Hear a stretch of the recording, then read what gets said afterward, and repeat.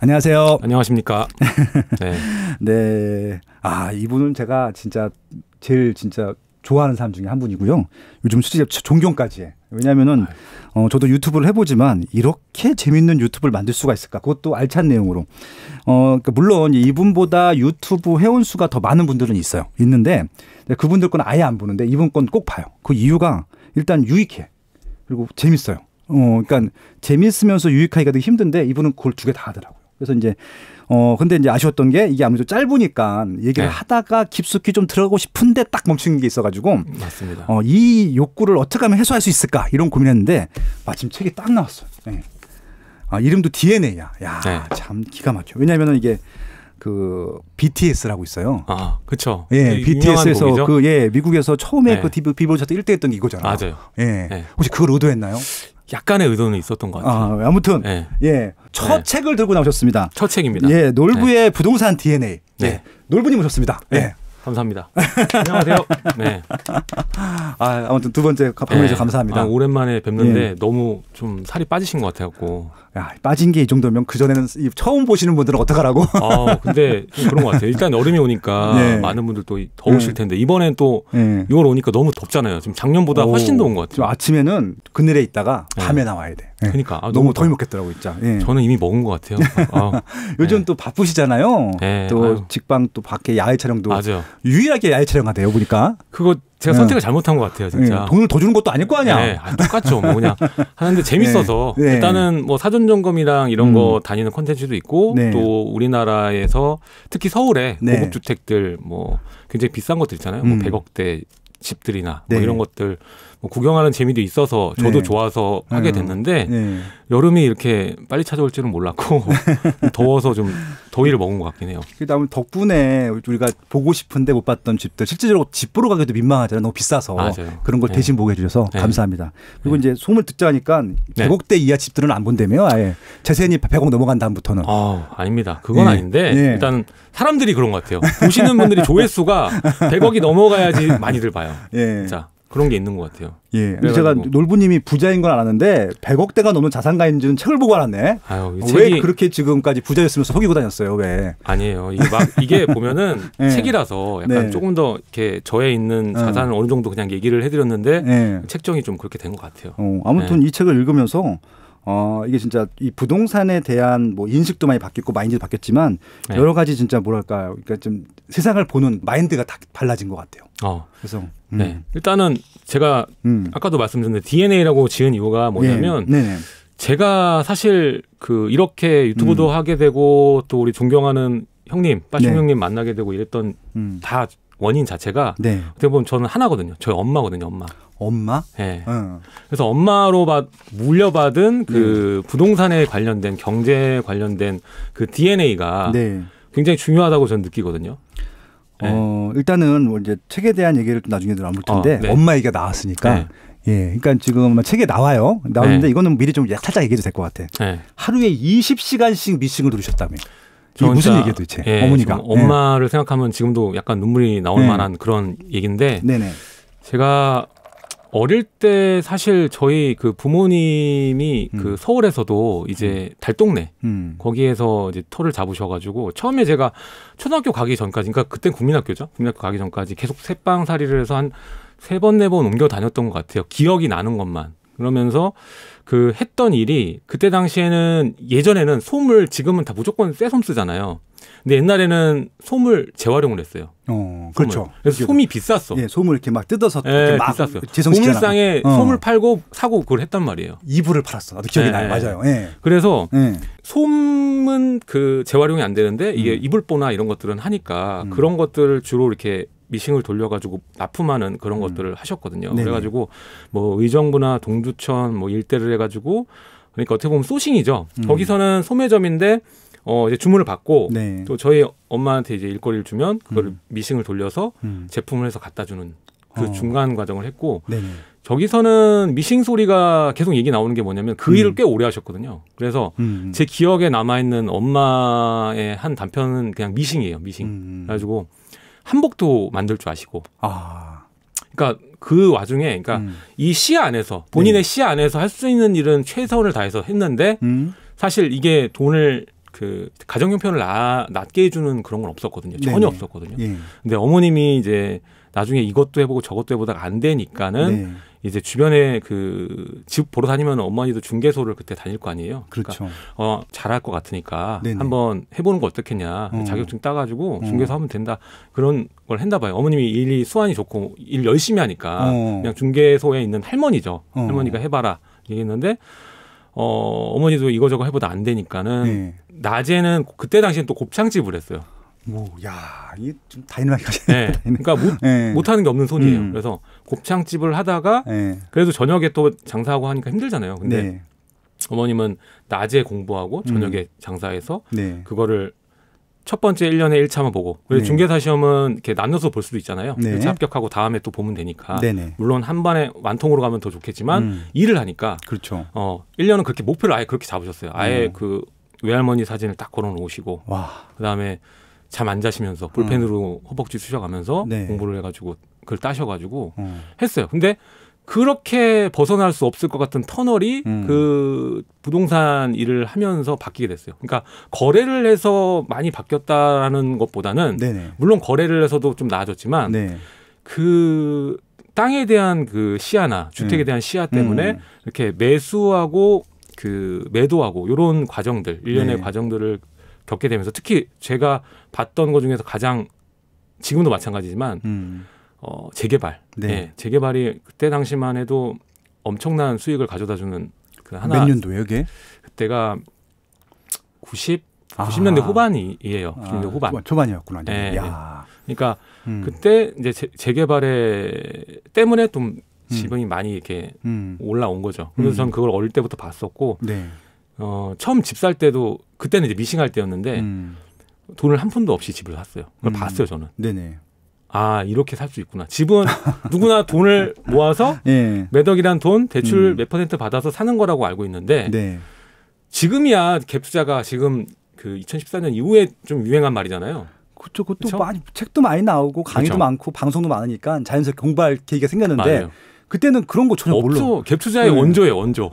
야. 특히 얼마나 그 공격적으로 했냐면 집을 일단은 그게 3칸짜리 단독주택이었어요. 집 좁은 거 한 40-50평 되나? 했던 그 단독주택 달동네 거를 방이 3개 있는데 하나는 저희가 살고 네. 이 2개를 새로 준 거예요. 그래서 총 매매가가 이 두 집의 전세가였어요. 네. 그래가지고 그렇게 해서 샀어요. 남들은 그렇게 살 생각을 안 한 거죠. 그래서 진짜 돈 한 푼도 없이 주택을 사가지고 잔금전에 맞춰가지고 끼워가지고 했다니까요. 그래가지고 전 그걸 보고 아 집을 이렇게 살 수 있는구나. 그때 근데 어리니까 뭐 부동산에 뭐 국민학교 때부터 막 그러진 않잖아요. 그렇죠. 그러니까 그걸 받고 어머님이 이렇게 현명하게 경제 그 문제들을 헤쳐나가는 걸 보면서 네. 눈이 많이 떠지고 저도 약간 공격적으로 바뀌고 뭐든지 해보고 그렇게 하고 저는 뭐 재테크 분야에 있는 거 있으면 무조건 해봐요. 와. 그래서 잃어도 보고 몇 억씩 까먹어 보기도 하고 그러면서 계속 해보거든요. 그렇죠. 네. 그럼 뭐든지 어떤 종목이든지 무조건 망하는 건 없어요. 돈을 벌 수 있고 망할 수 있어요. 그렇죠. 그러니까 이걸 잘하기 위해서는 이 여기에 대한 수업비는 당연히 뭐 수업비 없이 그냥 잘 되면 좋지만 거의 제가 봤을 때는 시간이 지나면 수업비는 지불해야 되는 거고 그렇게 하면서 한 분야에서 내가 제일 잘해야지라고 노력하면서 가야지 그냥 오르는 거 단순히 보고 갔다가 올라서 좋고 내렸다고 뭐 싫고 뭐 이런 것만 그 하고 거기에 대한 인사이트나 아니면은 전략이 없으면 네. 재테크를 안 하시는 게 나은 것 같아요. 그냥 열심히 그렇죠. 예, 일만 하시는 게 오히려 손해를 안 보는 길인 것 같습니다. 그래서 야, 이거 좀 짧지만 굉장히 임팩트 있다는 말씀하셨고 아무튼 어머니의 그 결심 부동산을 배워야겠다. 그리고 진짜 그 할머니 사진을 갖다 놓고 진짜 굉장히 목숨 걸고 공부하신 목숨 거잖아요. 걸고 한 거예요. 진짜 목숨 걸고 그 단어가 딱 맞네요. 그러니까 이게 지금 그 90년대 초반에 따신 거 아니에요, 그러면? 그렇죠. 야, 그때는 시험 문제 저도 그때 거 봤는데 한자도 많어. 한자요, 한자. 조사 빼고도 한자였어요. 맞아요. 편 들고 다녔던 기억나요. 야, 참. 그러니까 결국 이게 부동산 DNA라고 하는 게 그냥 나온 제목이 아니었네요. 그러니까 어떻게 보면 이걸 딱 보면 아마 이 책을 읽으신 분들 같은 경우는 어머니가 먼저 떠오르겠네요. 늘분이. 야, 아무튼 근데 그것도 이쪽에 복이었네요. 어떻게 보면. 왜냐하면 일반인들이 어머님들이 보통 이렇게 부동산 DNA를 물려주시는 경우는 거의 없잖아요. 없죠. 그래서 제가 아쉬웠어요. 항상 공부를 정말 잘하고 서울대, 연세대, 고려대 가서 그다음 좋은 직장 가서 그다음에 결혼해서 살아라. 이게 거의 대부분 부모님들의 약간 그 자녀들한테 주입하는 교육이잖아요. 그렇죠. 예. 근데 실제로 제 주변을 보니까는 그렇게 가서 잘된 케이스도 사실 임원이 아직 안 됐으니까 네. 잘된 케이스 보기는 어려운데 아직 연봉이나 뭐 애 키우는데 지장이 전혀 없고 잘 당연히 사회 측에서는 좋은 그렇죠. 속하니까 네. 그렇긴 한데 그게 아닌 친구들이 그 어떠한 전문적인 직종이라든가 경제에 빨리 눈을 떠가지고 훨씬 잘된 케이스가 더 많이 보이더라고요. 그렇죠. 네, 지금 이제 저도 이제 40대가 되니까는 그렇게 보여가지고 이게 다 정답이 아니라 이 경제에 빨리 눈을 뜨는 게 하나의 또 교육이 됐으면 좋겠다라는 게 들어요. 이것도 뭐 사실 본인 성향이 맞지 않으면 못 하잖아요. 뭐 아파트 사는 것도 본인이 뭐 10번, 100번 가도 결정 못 내리는 사람도 있잖아요. 이거 이상한데 막 이렇게 하면서 안 사시는 분들도 있고 그러니까 또 하락 한 번도 안 사보신 분이 더 그렇죠. 맞아요. 네. 한번 사보면은 달라지는데 안 사본 사람들은 계속 그러고 그때마다 아닌 반대쪽 얘기도 들어봐야 된다는 생각 때문에 네. 그런 하락론자 얘기 듣고 하면 네. 사실 저도 주식도 하고 다 하지만 하락에 베팅하는 게 정말 위험한 건데 정말 위험하거든요. 그러니까 하락에 베팅하면 그냥 같이 망하는 거잖아요. 솔직히 말씀드리면. 진짜 저는 진짜 여러분들 뭘 하든 인버스 이런 거에 대해서 투자하시면 절대 안 된다고 봐요. 정말 내가 투자라고 하면 인버스는 투기입니다. 투기. 쇼치는 거는. 그렇죠. 투기예요. 그거는. 근데 투자는 내가 최소한 이 자산의 가치를 알아보고 내가 그 장기간에 이 회사는 계속적으로 성장할 것이다라는 것을 보고 들어가는 건데 그 인버스, 그러니까 숏은 내가 싸게 사겠다는 그 단순히 그거잖아요. 아니면 떨어지면 내가 돈 벌겠다는 그런 그렇죠, 단순한 거기 때문에 이게 투기죠. 그러니까 저는 차라리 하락론이 더 투기에 가깝다고 보거든요. 하락론을 펼치는 사람들이. 그렇죠. 그래서 저는 그냥 안정적으로 내가 벌었으면 내 집 하나 구하는 게 그게 뭐 투기입니까? 근데 지금 집 사면 망한다고 그러고 맨날 그런 거 자체가 저는 정말 답답해요. 네. 아무튼 지금 시작을 강렬하게 시작해 주셨는데 어머니의 그 DNA가 이제 그 이 놀부님의 DNA로 그대로 옮겨졌고요. 아마 이제 놀부님의 DNA가 이 책이나 방송을 통해서 아마 독자 여러분들한테도 이 방송을 듣고 계신 분들한테도 고스란히 전달되길 바라면서 오늘 좀 이야기를 시작해 보도록 하겠습니다. 근데 이제 아무리 이제 책을 얘기하기 전에 이제 그래도 이제 워낙 이 바닥에서 진짜 실전을 다 하신 분이시잖아요. 바닥부터 해서 위까지. 그러니까 1억 미만 주택부터 100억 주택까지 다 가보신 분 아닙니까? 그래서 이제 실질적으로 저는 이제 부동산 인사이트에 있어서는 대한민국 최고 그 전문가 중에 한 분을 생각하고 있거든요. 지금 많은 분들이 되게 헷갈려하고 있고 어려워하고 혼란스러워하고 있거든요. 그래서 좀 어느 정도 좀 정리를 좀 해주시는 시간을 가졌으면 좋겠다라는 좀 생각을 해봤어요. 지난주에 6.17 대책이 나왔어요. 일단은 그래서 지금 사람들이 굉장히 살까 말까 고민하는데 더 헷갈리게 된 것 같아요. 그렇죠. 그래서 지금 일단은 6.17 대책에 대해서 개인적으로 어떻게 생각하세요? 저는 일단은 그냥 별거 없다. 별거 없다. 별거 없다. 별거 없다. 왜냐하면 일단은 이게 저는 똑같아요. 정부가 생각하는 게 나쁘다고 보진 않아요. 그런 부분에서는. 실제 수요자들을 더 보호해야 된다는 것에는 이견이 없기 때문에 지금 조정 대상 지역이 확대가 되면서 규제 지역이 그 규제적으로 맡기고 그중에서 좀 피해를 보신 거가 이제 대출 관련이잖아요.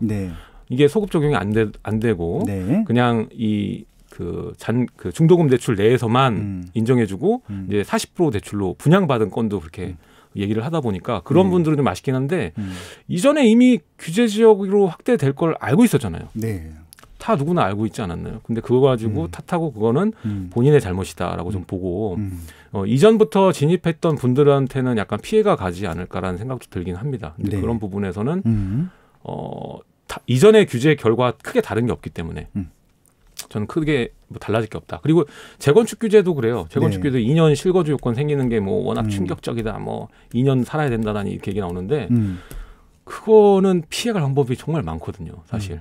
뭐 자기가 집 2개를 쓰는 것 뭐 문제가 없잖아요. 전입신고 해서 상관없잖아요. 그리고 새 어차피 재건축 들어간 거는 뭐 요즘에 뭐 1억대서부터 뭐 3억대 뭐 많아봐야 여의도권 가야 뭐 5억대 뭐 그 정도 선인데 그 돈 없어도 투자하시잖아요, 다들.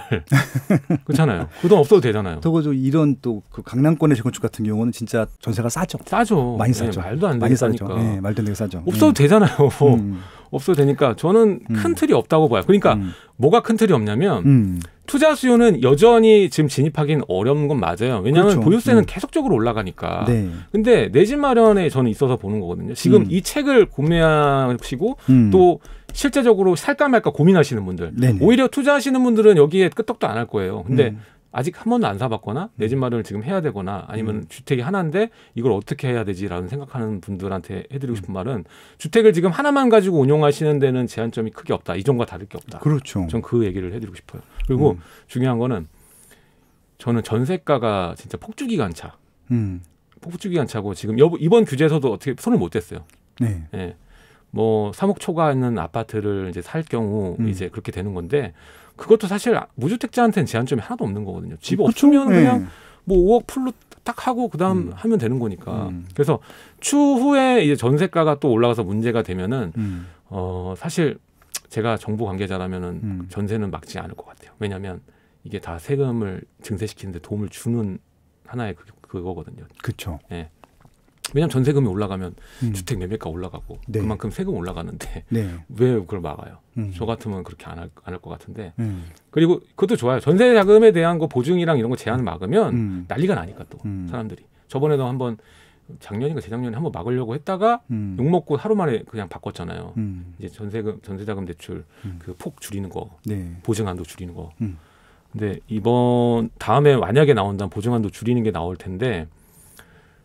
글쎄요. 나왔다가도 또 난리가 나가지고 안 될 것 같기도 하고. 왜냐하면 이미 전세가 반응이나 이런 것들은 높아져 있어서 지금 마포도 전세가 보면은 다 30평대가 8억이 넘어갔어요. 그렇죠, 그렇죠. 새 아파트 같은 경우는. 예. 웃긴 게 뭐냐면 그 이번에 작년 하반기인가 공덕 리더스뷰 있잖아요. 네. 그거 취소분 나와가지고 막 한사대 몰렸잖아요. 예. 거기가 분양가가 8억대였잖아요. 그렇죠. 그 임대가가 8억이 넘어갔다니까요. 그러니까 지금 분양가 한 푼도 없이 들고 있는 거예요. 전세가가 분양가를 넘어갔다는 얘기잖아요. 예. 맞아요. 무피 투자가 아니라 이건 어떻게 플러스 피 투자네. 네. 얘뿐만 아니라 서울에 웬만한 데가 다 그런 상황이에요. 지금 분양가를 넘어갔어요. 전세가가 이미 지금 넘어가고 있어요. 그래가지고 그쵸. 여러분들이 이거 심각한 거예요. 이거 보시면은 그 불과 이거 17년에 분양한 거거든요. 리더스 그렇죠, 그렇죠. 이번에 입주하니까. 예. 3년 여러분. 이건 여러분 심각하게 받아들여야 돼. 전세가가 그냥 뭐 30년이 나온다고 뭐 반타작 나고 떨어질 거라고 생각하시면 오산이고 그만큼 이 유동성이 전세가를 통해서 주택 시장에 들어오고 있는 거예요. 아무리 그래도 그 당연히 전세가 이상으로 매매가가 버텨주니까요. 네. 결국 지금 이제 6.17 대책 가지고 이게 이전보다 크게 달라진 건 없고 그 규제 지역만 넓어졌을 뿐이고 그 안에서의 뭐 움직임들은 똑같은 것들인데 오히려 지금 다주택자들은 워낙 공고한 마인드가 있기 때문에 흔들리지 않을 텐데 무주택자들이나 1주택자들이 오히려 좀 더 불안해하는 것 같고 특히 지금 전세 수요는 많은데 전세 물건은 없어지다 보니까 전세가 폭주직관처럼 올라갈 것 같다. 이게 더 걱정이 된다. 뭐 이런 말씀이신 거잖아요. 제가 뭐 봤는데 지금 다 그래요. 지금 동대문구도 주거벨트 라인 한 6,000세대 몰려있는 데가 있거든요. 그렇죠. 거기가 어딘지 제가 말은 안 하겠는데 거기 전세 물건이 통틀어서 5개도 안 돼요. 뭐 전농뉴타운 이런 말씀하시는 거예요? 거기도 있지만 여기 밑에 이제 어디? 그 군자 앞에 군자 앞에 라인에 오케이. 그쪽 라인에도 전세 물량이 없어요. 없죠. 좀 서울은 거의 없어요. 제가 왜 거기를 예를 드냐면 거기는 투자 수요가 막 몰리고 그런 지역도 아니거든요. 그렇죠. 군자는 군자에 투자했다는 말 들어보신 적 있어요? 없죠. 네. 그렇죠. 그러니까 그쪽 라인인데 전세가 5개도 없어요. 6,000세대 중에서. 맞아요. 지금 노도강 금강구가 올랐잖아요. 거기가 평소 때 인기 있는 지역이 아니잖아. 30% 정도가 올랐죠. 왜냐하면 또 투자 수요가 그만큼 또 진입했다고 보기도 어려운데도 불구하고 이제 경쟁하다 보니까 원래 걔네 레이팅이라면은 한 뭐 2,000, 3,000, 뭐 5,000 이렇게 올라줘야 되는데 뭐 억씩 올라버리고 이래 보니까 바로 30%고. 그러니까 지금 이게 지금 봉소 때 부각을 받지 않은 지역들까지 지금 다 영향을 주고 있다는 거잖아요. 맞아요. 예, 그렇게 되다 보니까 오히려 좀 시장의 영향은 6.17 대책 자체가 문제가 되는 것도 아니라 그 이후에 오히려 보호해야 될 실수요층들이 더 불안해하는 것들이 좀 더 걱정이 된다.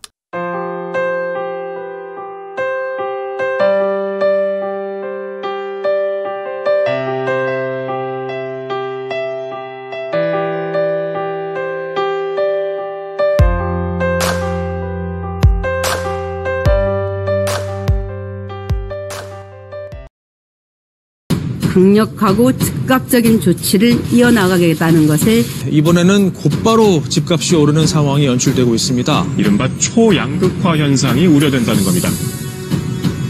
초강력 규제와 부동산의 양극화 시대, 사야 할 부동산은 더 명확해지고 있다.